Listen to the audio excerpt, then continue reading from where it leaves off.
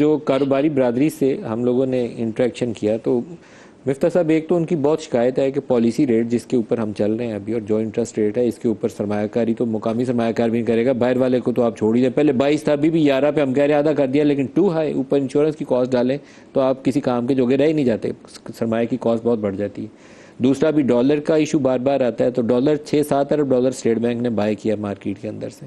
आप ज़रा interest rate और नीचे करेंगे तो ये 300 क्रॉस कर जाएगा। कैसे मैनेज करें दोनों? सर देखिए, पिछले 9 महीने में 6.5 बिलियन स्टेट बैंक ने लिया।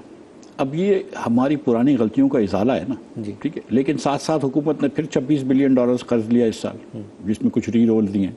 इसका मतलब है कि अगले साल भी फिर हमको यही पैसे वापस करने पड़ेंगे। 12-14 अरब डॉलर तो चाइनीज रोल ओवर है। नहीं, 10 अरब डॉलर तो एक डिपॉजिट है और बाकी मतलब और बाकी पैसे कराने पड़ते हैं रोल ओवर। तो पॉइंट इज के ये जो आपका कर्ज तो कम नहीं हो रहा, कर्ज तो वहीं खड़ा है। आप क्योंकि आप इस बार चलो 2 बिलियन डॉलर्स का आपका सरप्लस आया करंट अकाउंट, वरना तो आपका करंट अकाउंट डेफिसिट कम होता है। अब आपको ये बात तय करनी चाहिए कि यार हम इस नॉन प्रोडक्टिव कर्ज से, प्रोडक्टिव कर्ज लें वो और बात है, नॉन प्रोडक्टिव कर्ज से निकलने के लिए हमको थोड़ा सा एक्सपोर्ट बढ़ाना होगा। एक्सपोर्ट बढ़ाने के लिए आपको यहाँ पे चीज़ें अट्रैक्टिव बनानी होंगी। उस चीज़ों को बनाने के लिए आपको कुछ करना होगा। काम क्या बेचेंगे हम? आईटी वाले तो ये कर रहे हैं ना, आप क्या बेचेंगे बताएं सर? आप सोच नहीं सकते कि हम क्या बेच सकते हैं। जो दुनिया में जो चीज़ें बिकती हैं उसमें से आधी चीज़ें पाकिस्तान में बनती हैं। मतलब मैं अपना एक बताऊं कि हम कैंडी बिस्किट बनाते हैं, कोई नहीं सोचता था। इस आपकी वजह से पाकिस्तान में शुगर महंगी है। ठीक है, नहीं मेरी वजह से नहीं है, हुकूमत की वजह से है। ये हुकूमत का शौक था शुगर महंगी करना, मेरा तो नुकसान होता है। तो लेकिन द थिंग इज कि पहली 2-4 साल, पिछले 15 साल चीनी इंटरनेशनल मार्केट से महंगी होती है, तो कैंडी बिस्किट तो नहीं बिक सकता है मिसाल के तौर पे। लेकिन डोंट थिंक कि पाकिस्तान क्या एक्सपोर्ट करेगा। हमें क्या पता कि क्या एक्सपोर्ट कर सकता है। इतनी बड़ी मार्केट है, हज़ारों एक्सपोर्टर्स हैं।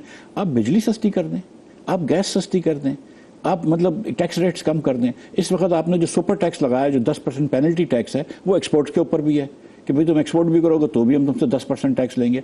61% टैक्स है इस वक्त कंपनीज के ऊपर, जो 29% टैक्स है, फिर 10% सुपर टैक्स है, फिर 15% डिविडेंड टैक्स है, 2% वर्कर्स वेलफेयर फंड टैक्स है और 5% वर्कर्स प्रॉफिट पार्टिसिपेशन फंड है।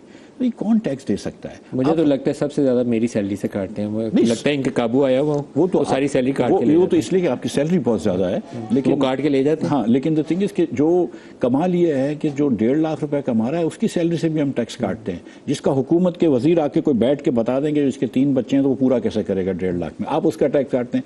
लेकिन आपने क्या इस साल के अंदर 1000 अरब रुपया पीएचडीपी में नहीं रखा? क्या उसमें से 100 अरब रुपये एमएनए और एमपीएस के प्रोजेक्ट्स नहीं रखे? क्या वो जरूरत थी? क्या आपने 2800 अरब रुपए सूबों के नहीं रखे?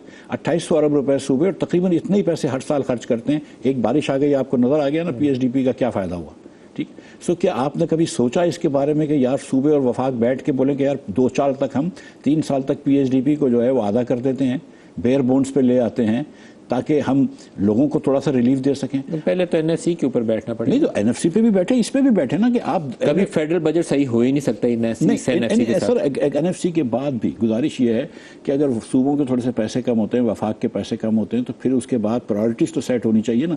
जो हुकूमतें इस साल 3800 अरब रुपया खर्च कर रही हैं पीएचडीपी के ऊपर, क्या उनको ये बात समझ में नहीं आती कि 200-300 अरब रुपया नौकरी पेशा लोगों को ब्रेक देना चाहिए कि पाकिस्तान से ब्रेन ड्रेन हो रहा है? क्या उनको ये बात समझ में नहीं आती कि थोड़ी सी गैस सस्ती कर देनी चाहिए या बिजली सस्ती कर देनी चाहिए? आपने 243 अरब रुपए, मैं इस तरह के अल्फाज नहीं इस्तेमाल करता, अभी आपने ओवर बिलिंग की है, ठीक है। क्या हुकूमत को पहले वापस नहीं करने चाहिए उन लोगों को, ये लेस्को के, सेप्को के जो कस्टमर्स थे जिससे आपने ओवर बिलिंग की है? 243 अरब रुपए की ओवर बिलिंग कर दी आपने।